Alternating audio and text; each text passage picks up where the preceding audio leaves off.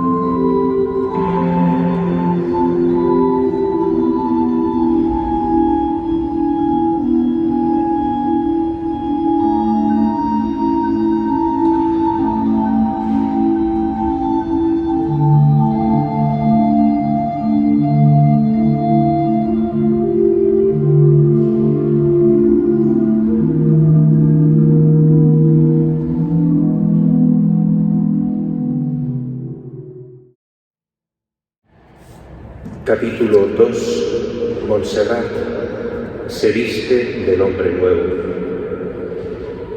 Y así, cabalgando en una mula, otro hermano suyo quiso ir con él hasta Oñate, al cual persuadió en el camino que quisiesen tener una vigilia en Nuestra Señora de Aránzazu, en la cual, haciendo oración aquella noche para cobrar nuevas fuerzas para su camino, dejó el hermano en Oñate en casa de una hermana que iba a visitar, y él se fue a Navarrete. Y viniéndole a la memoria de unos pocos de ducados que le debían en casa del duque, le pareció que sería bien cobrarlos, para lo cual escribió una cédula al tesorero. Y diciendo el tesorero que no tenía dineros, y sabiéndolo el duque, dijo que para todo podía faltar, mas que para Loyola no faltase, al cual deseaba dar una buena tenencia, si la quisiese aceptar, por el crédito que había ganado en lo pasado. Y cobró los dineros, mandándolos repartir en ciertas personas a quienes se sentía obligado, y parte a una imagen de Nuestra Señora que estaba mal concertada, para que se concertase y ornase muy bien. Y así, despidiendo a los dos criados que iban con él, se partió solo en su mula de Navarrete para Monserrate. Y en este camino le acaeció una cosa que será bueno escribirse, para que se entienda cómo nuestro Señor se haría con esta ánima que aún estaba ciega, aunque con grandes deseos de servirle en todo lo que conociese. Y así determinaba de hacer grandes penitencias, no teniendo ya tanto ojo a satisfacer por sus pecados, sino agradar y a placer a Dios. Y así, cuando se acordaba de hacer alguna penitencia que hicieron los santos, proponía de hacer la misma y aún más. Y en estos pensamientos tenía toda su consolación, no mirando a cosa ninguna interior, ni sabiendo qué cosa era humildad, ni caridad, ni paciencia, ni discreción para arreglar ni medir estas virtudes, sino toda su intención era hacer de estas obras grandes exteriores, porque así las habían hecho los santos para gloria de Dios, sin mirar otra ninguna más particular circunstancia. Pues, yendo por su camino, le alcanzó un moro, caballero en un mulo, y yendo hablando los dos, vinieron a hablar en Nuestra Señora. Y el moro decía que bien le parecía a él la Virgen haber concebido su nombre, mas el parir, quedando virgen, no lo podía creer, dando para esto las causas naturales que a él se le ofrecían, la cual opinión, por muchas razones que le dio el peregrino, no pudo deshacer. Y así el moro se adelantó con tanta priesa que le perdió de vista, quedando pensando en lo que había pasado con el moro. Y en esto le dieron unas mociones que hacían en su ánima descontentamiento, pareciéndole que no había hecho su deber. Y también le causan indignación contra el moro, pareciéndole que había hecho mal en consentir que un moro hiciese tales cosas de Nuestra Señora, y que era obligado volver por su honra. Y así le venían deseos de ir a buscar al moro y darle de puñaladas por lo que había dicho. Y perseverando mucho en el combate de estos deseos, a la fin quedó dubio, sin saber lo que era obligado a hacer. El moro que se había adelantado le había dicho que se iba a un lugar que estaba un poco adelante en su mismo camino, muy junto del camino real, mas que no pasase el camino real por el lugar.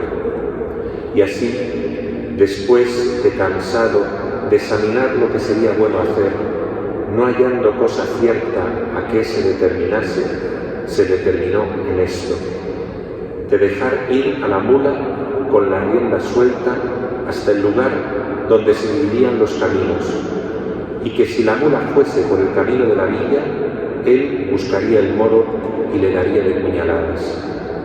Y si no fuese hacia la villa, sino por el camino real, dejarlo quedar. Y haciéndolo así como pensó, quiso nuestro Señor que aunque la villa estaba a poco más de 30-40 pasos y el camino que allá iba era muy ancho y muy bueno, la mula tomó el camino real y dejó el de la villa. Y llegando a un pueblo grande antes de Monserrate, quiso allí comprar el vestido que determinaba de traer, con que había de ir a Jerusalén. Y así compró tela, de la que suelen hacer sacos, de una que no es muy tejida y tiene muchas púas, y mandó luego de aquella hacer veste larga hasta los pies, comprando un bordón y una calabacita, y púsolo todo delante del arzón de la mula. Y fuese su camino de Monserrate, pensando, como siempre solía, en las hazañas que había de hacer por amor de Dios. Y como tenía todo el entendimiento lleno de aquellas cosas, Amadís de Gaula y de semejantes libros, veníanle algunas cosas al pensamiento semejantes a aquellas, y así se determinó de velar sus armas toda una noche, sin sentarse ni acostarse, mas a ratos en pie y a ratos de rodillas, delante del altar de Nuestra Señora de Monserrate, a donde tenía determinado dejar sus vestidos y vestirse las armas de Cristo. Pues partido de este lugar, fuese según su costumbre pensando en sus propósitos, y llegado a Monserrate, después de hecha oración y concertado con el confesor, se confesó por escrito generalmente, y duró la confesión 3 días, y concertó con el confesor que mandase recoger la mula, y que la espada y el puñal colgase en la iglesia en el altar de Nuestra Señora. Y este fue el primer hombre a quien descubrió su determinación, porque hasta entonces a ningún confesor lo había descubierto. La víspera de Nuestra Señora de marzo, en la noche, el año de 22, se fue lo más secretamente que pudo a un pobre y despojándose de todos sus vestidos, los dio a un pobre y se vestió de su deseado vestido y se fue a hincar de rodillas delante del altar de Nuestra Señora. Y unas veces de esta manera y otras en pie, con su bordón en la mano, pasó toda la noche. Y en amaneciendo se partió por no ser conocido y se fue no el camino derecho de Barcelona, donde hallaría muchos que le conociesen y le honrasen, mas desvióse a un pueblo que se dice Manresa, donde determinaba estar en un hospital algunos días y también notar algunas cosas en su libro que llevaba él muy guardado. Y con él iba muy consolado. Y yendo ya una lengua de Monserrate, le alcanzó un hombre que venía con mucha priesa en pos de él, y le preguntó si había él dado unos vestidos a un pobre, como el pobre decía, y respondiendo que sí, le saltaron las lágrimas de los ojos, de compasión del pobre a quien había dado los vestidos, de compasión porque entendió que lo dejaban, pensando que los había hurtado. Mas por mucho que él huía la estimación, no pudo estar mucho en Manresa sin que las gentes dijesen grandes cosas, naciendo la opinión de lo de Monserrate, y luego creció la fama a decir más de lo que era, que había dejado tanta renta, etc.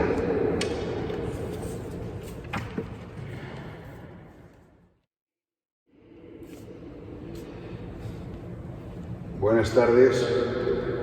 En primer lugar, felicitar a nuestro párroco de Santa María la Mayor, que se llama Juan Miguel y hoy es su onomástica, y acordarnos también de nuestro obispo Juan Antonio, que también es su santo, pues también pedir por ellos.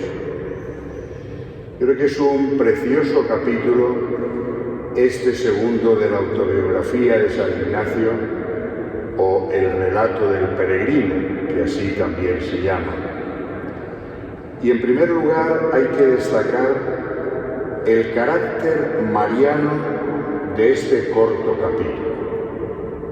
Por 4 veces San Ignacio nombra y se relaciona con Nuestra Señora, que así es como a él le gustaba llamarle siempre.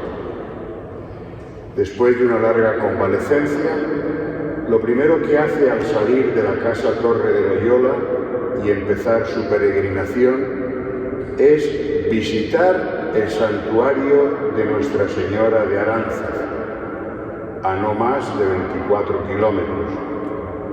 Y nos dice que para tener allí una vigilia en la cual, haciendo oración toda la noche, para cobrar nuevas fuerzas para su camino.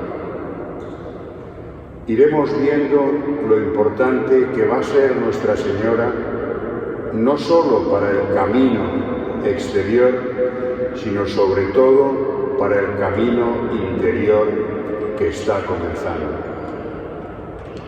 La siguiente parada, como hemos escuchado, es en Navarrete, donde recuerda que le debían unos pocos ducados, y cobrando los dineros los mandó repartir a ciertas personas y parte a una imagen de Nuestra Señora, que estaba mal concertada, estaba en mal estado, para que se concertase y ornase muy bien. Como veis, detalle de cariño a Nuestra Señora. Y sigue su camino, y ya solo con su mula ha dejado a su hermano, y como él nos dice, le alcanzó un moro caballero en su mula, y se pone a hablar, y lo hace sobre la virginidad de Nuestra Señora, la cual no podía creer el moro. Se despiden. Ignacio siente descontento, porque cree que no había hecho lo que debía, porque tenía que volver por su honra. Y le vienen deseos de ir a buscar al moro y darle de puñaladas. No sabe qué hacer y deja ir a la mula con la rienda suelta y seguir por el camino que ella escogiese. Y menos mal. Ignacio dice que quiso Nuestro Señor que la mula no fuese por el camino que había cogido el moro. ¿Qué habría pasado si la mula hubiera cogido el otro camino? Si me permitís un chascarrillo, algunos dicen que la Compañía de Jesús se fundó gracias a una mula, porque ¿qué hubiera sido de San Ignacio y de la Compañía si la mula sigue el otro camino y le da de cuchilladas al moro, ¿verdad? Bueno, pues menos mal que la mula cogió el otro camino. Y finalmente la vela de armas, a ratos de pie, a ratos de rodillas, delante del altar de Nuestra Señora de Montserrat, a quien tenía determinado dejar sus vestidos y vestirse las armas de Cristo. Y así pasó toda la noche. Segunda vigilia que hace ante el altar de Nuestra Señora. Primero Aránzazu, ahora Montserrat.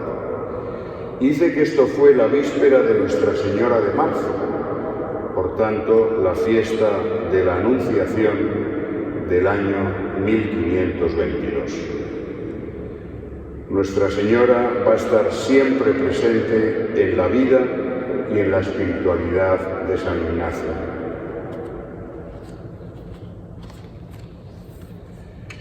Su petición continua, más adelante, va a ser siempre: Señora, ponme con tu Hijo. Es una petición bien bonita, que a nosotros nos puede ayudar también. Señora, ponme con tu Hijo. Y en muchas de las meditaciones de los ejercicios espirituales nos propone casi siempre terminar con un coloquio a la Madre y Señora nuestra, pidiendo, según lo que en sí sintiere, para más seguir e imitar a nuestro Señor. Lo segundo que hay que destacar en este capítulo es ver cómo va avanzando su peregrinación, primero exterior, ya hemos visto Loyola, Aránzazu, Navarrete, Montserrat, pero sobre todo su peregrinación interior. La conversión de San Ignacio que estamos celebrando es un proceso, no es un momento puntual y definitivo, no es una caída de ningún caballo como Pablo, sino que es todo un proceso. Y el Señor le va conduciendo. Y es verdad que Ignacio solo quiere servir al Señor, pero este servicio lo pone todavía solamente en cosas externas. Como dice él mismo, esta ánima que aún estaba ciega, aunque con grandes deseos de servirle en todo lo que conociese, y así se determinaba a hacer grandes penitencias, no teniendo ya tanto ojo a satisfacer por sus pecados, sino para agradar y aplacar a Dios. Y así, cuando se acordaba de hacer alguna penitencia, como hicieron los santos, proponía de hacer la misma y aún más. Y en estos pensamientos tenía toda su consolación. Nos dice, no mirando a cosa ninguna interior, ni sabiendo qué cosa era humildad, ni caridad, ni paciencia, ni discreción para arreglar ni medir estas virtudes, sino que toda su intención era hacer estas obras grandes, exteriores, como habían hecho los santos. También en la ropa, algo exterior, y en ello pone también todo su empeño. Como hemos escuchado, llegando a un pueblo grande de Montserrat, quiso allí comprar el vestido que determinaba de traer, con el que iba a ir a Jerusalén. Y así compró tela, de la que suelen hacer los sacos, de una que no es muy tejida y tiene muchas púas, y mandó luego de aquella hacer veste larga hasta los pies. Y se fue lo más secretamente que pudo a un pobre, y despojándose de todos sus vestidos, los dio al pobre y se vistió de su deseado vestido. Fijaros que la misma vela de armas en Montserrat podíamos decir que no es la de Ignacio Santo, sino la de Ignacio todavía caballero.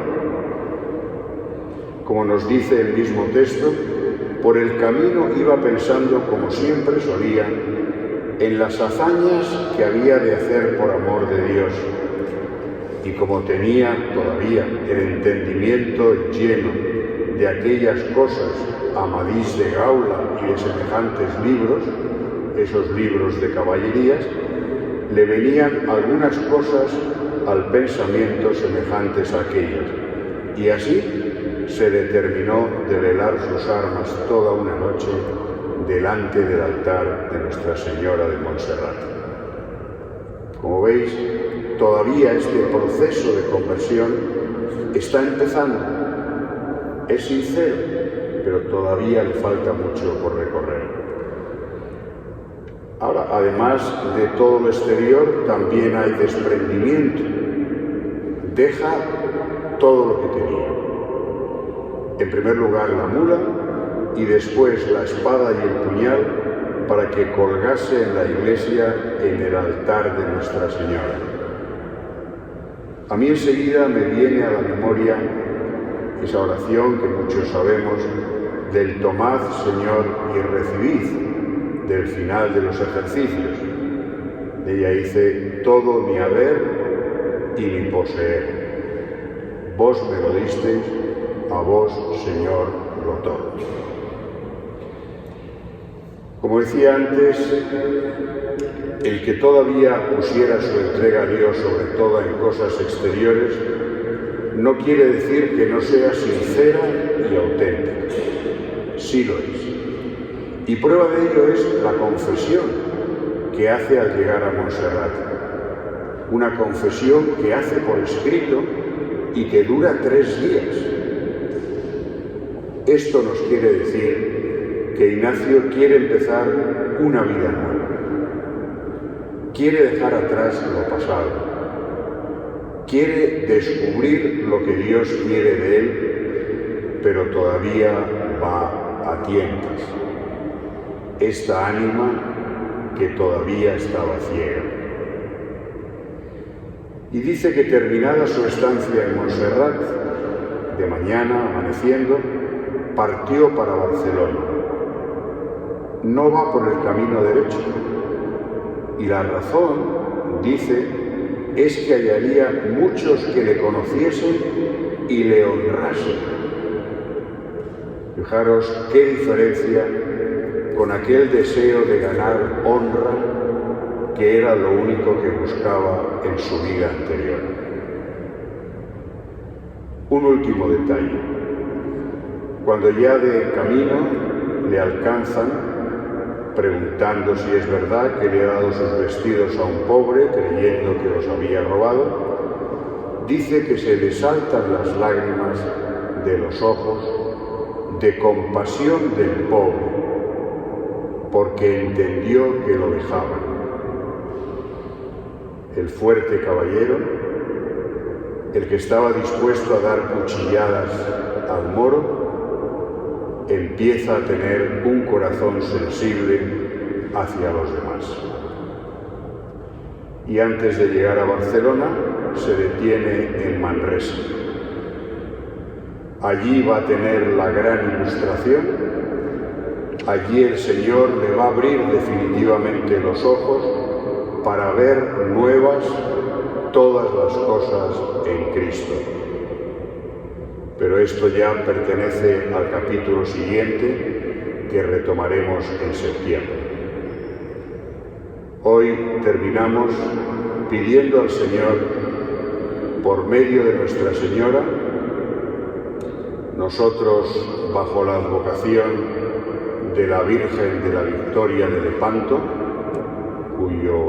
cuya celebración tenemos este año, y le pedimos que también nos abra a nosotros los ojos para ver nuevas todas las cosas en Cristo, y que este sea el fruto del año ignaciano que estamos celebrando.